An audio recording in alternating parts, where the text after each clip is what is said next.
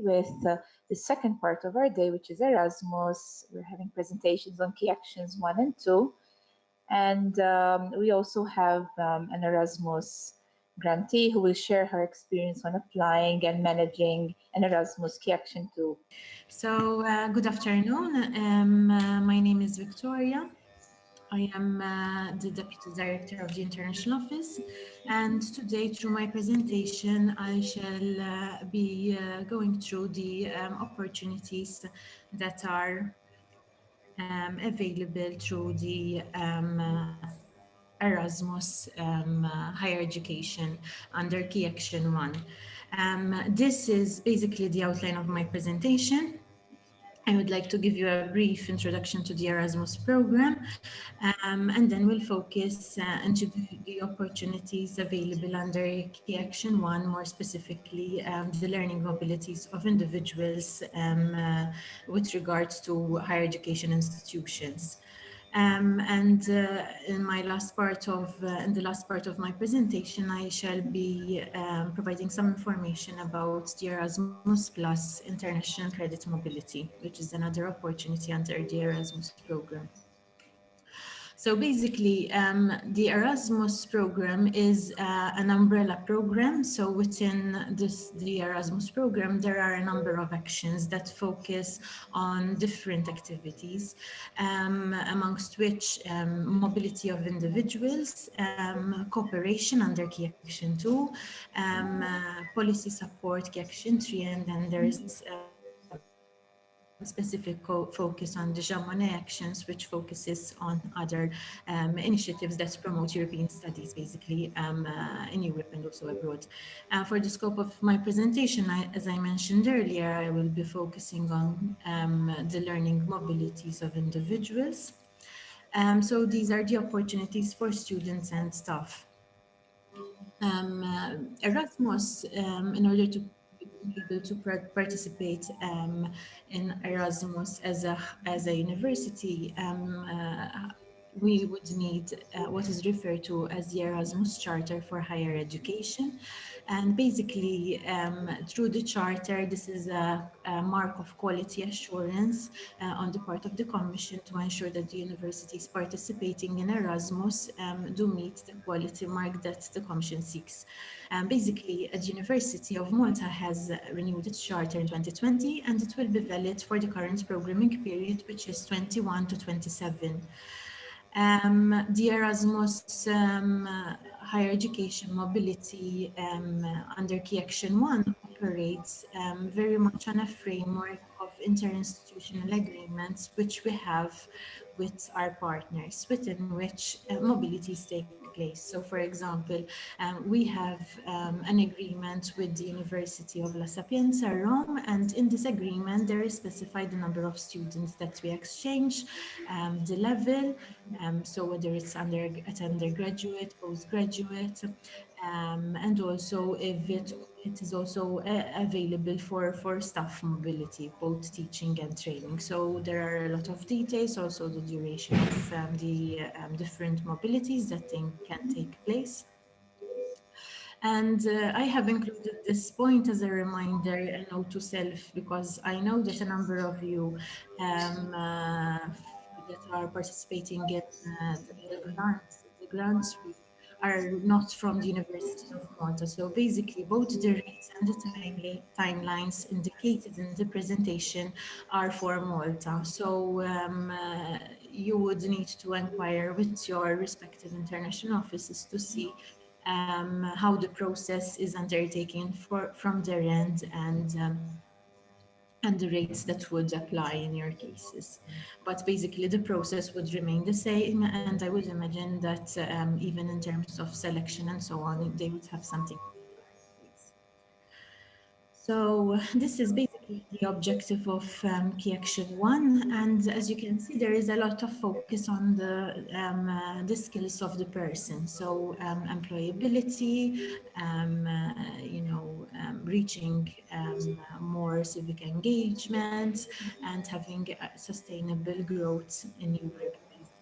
So it's very much about training and retraining the human resources that Europe and the country has available, basically, both when we're looking at students and staff.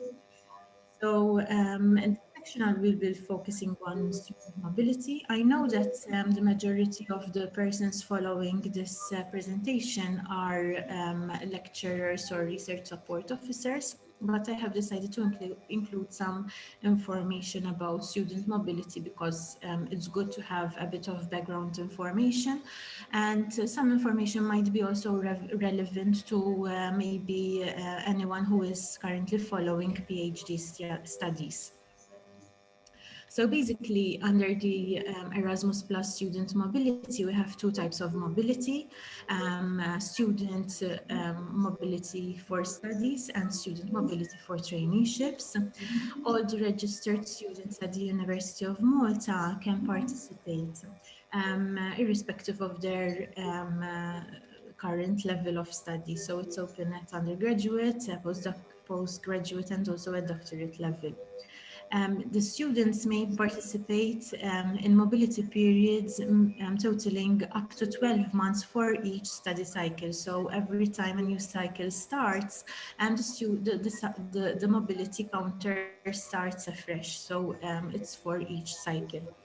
Mobilities, when we're referring to mobilities for studies, generally we're referring at undergraduate level because most of the content would be related to taught material. So basically, the students would have the opportunity to undertake a mobility during a designated mobility semester, and instead of undertaking the semester with the University of Malta, they go abroad with one of our partners and basically undertake their studies there, and then the material covered can be transferred and also recognized for their final degree award, basically.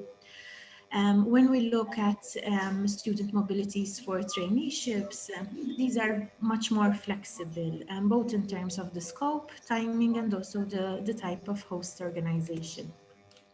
So basically, the duration would be 2 to 12 months. And again, all the study cycle can benefit from this opportunity. The traineeships can either be for the students to undertake research abroad, both at a university, at an institute, or maybe labs, or they can also undertake an actual work placement. And there is no restrictions in relation to the area of study they are following. So to give you a concrete example, you can have someone currently studying management who has a keen interest in sports. So they have the opportunity maybe to go abroad and to be involved in the undertake a traineeship with a football club abroad, for example. So they can gain skills in the management, very specific skills in terms of management of a sports organization.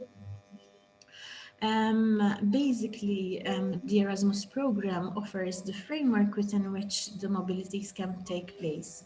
Financial support that provides support both for the students and the staff who undertake these periods of mobility abroad, and also what we refer to as inclusion support. Basically, inclusion support is additional support to the participants who have physical, mental, or health related conditions which might possibly, without this extra support, hinder their participation in Erasmus.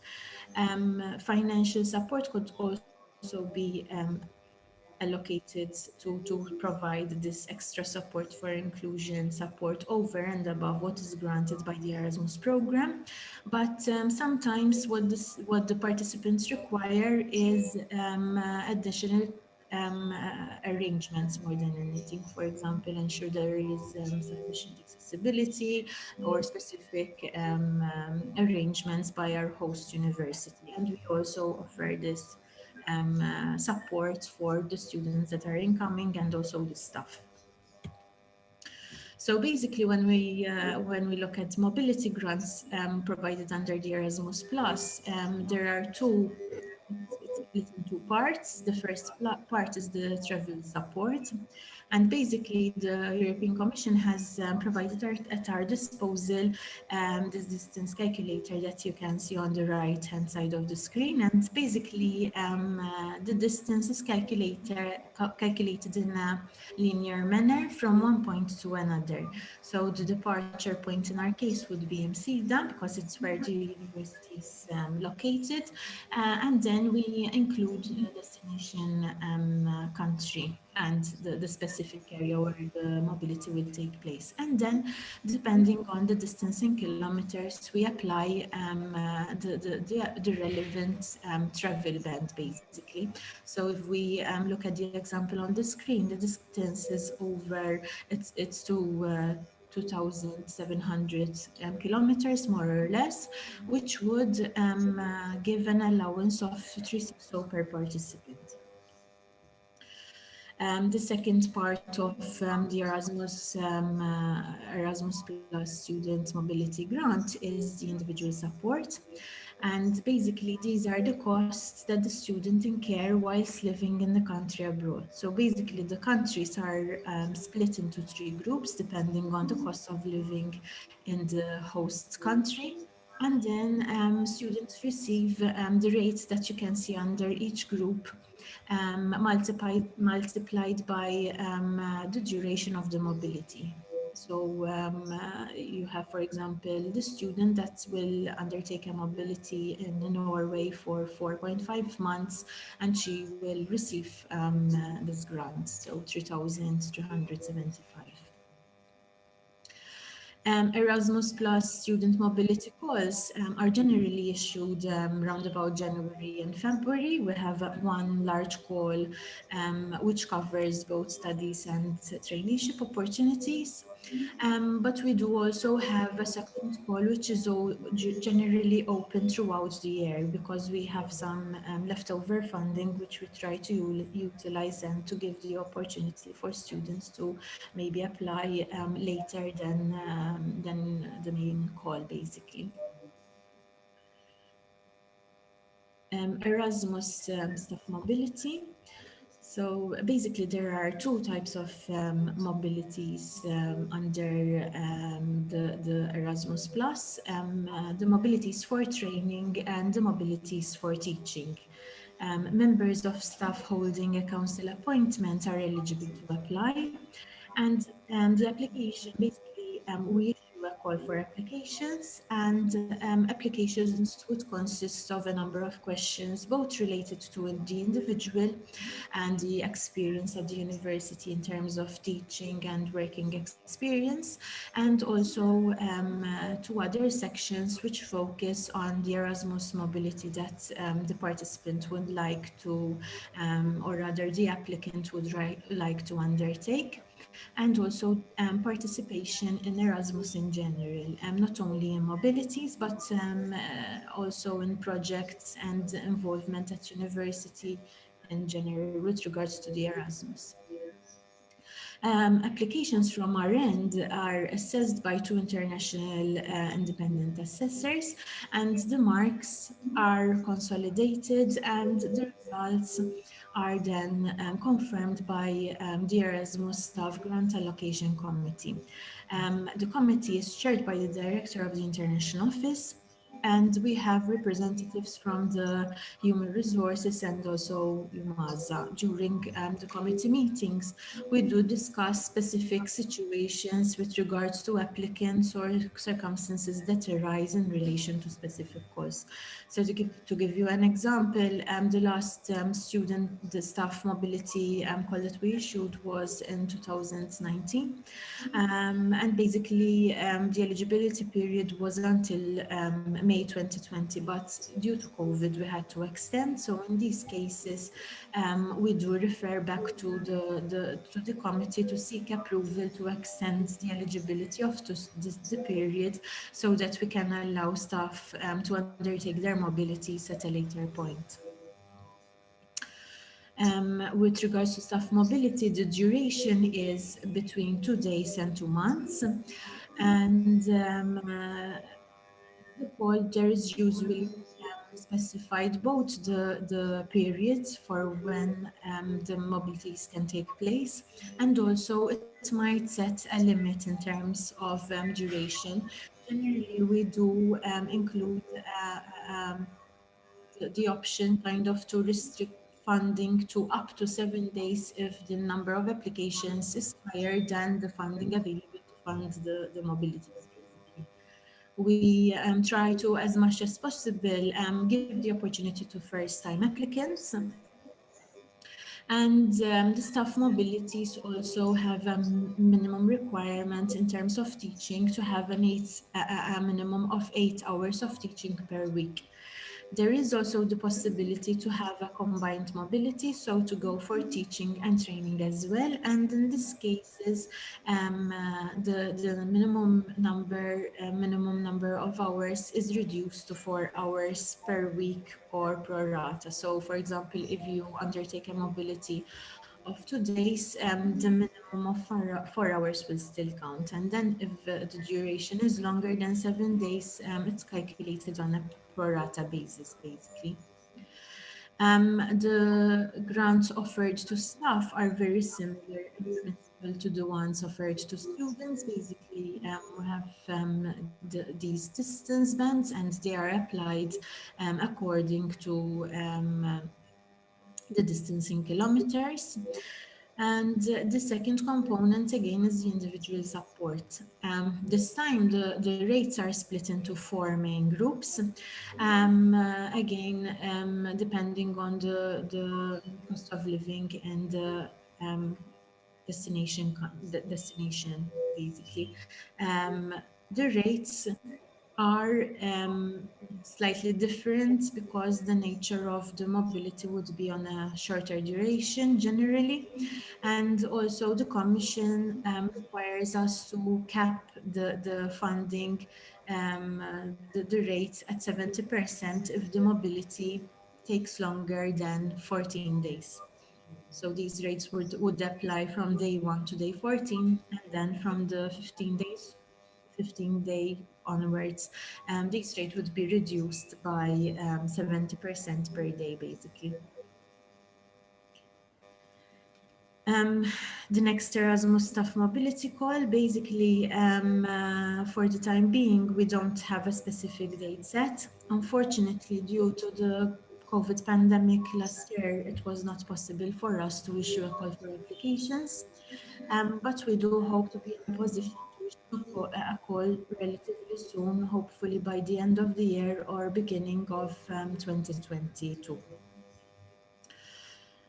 But if we do issue a call, we do put up notices on the news point on our website, and you can also follow us on Facebook. So we would advertise these opportunities on our social media, basically. This is my concluding slide. Basically, since 2015, the European Commission has made available this opportunity, international credit mobility, and basically it replicates the Erasmus program at a European level with partners beyond Europe.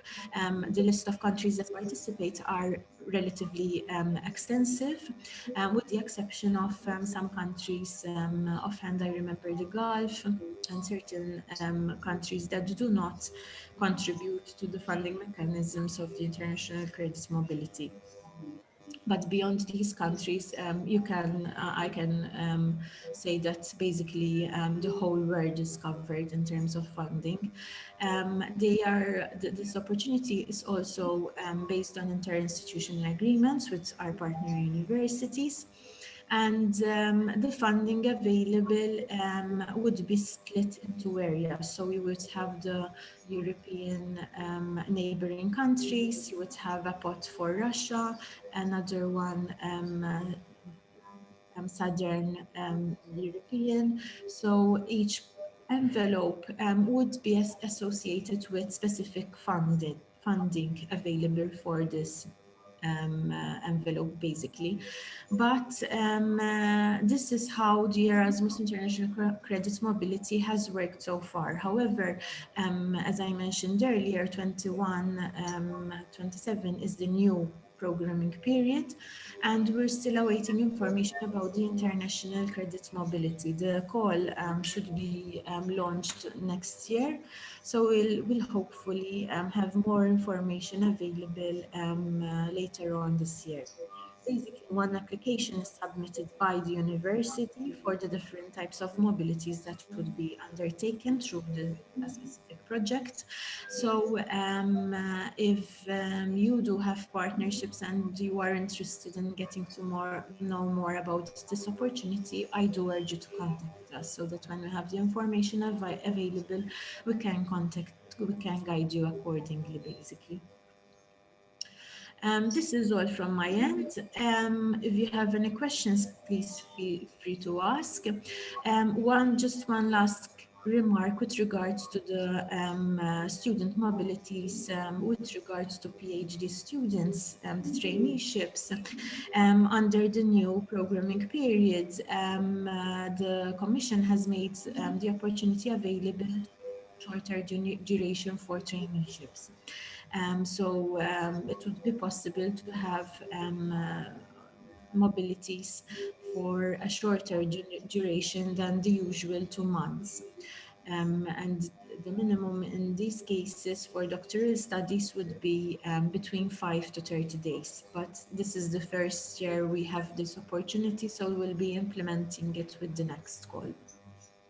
That is all from my end. I don't know if there are any questions.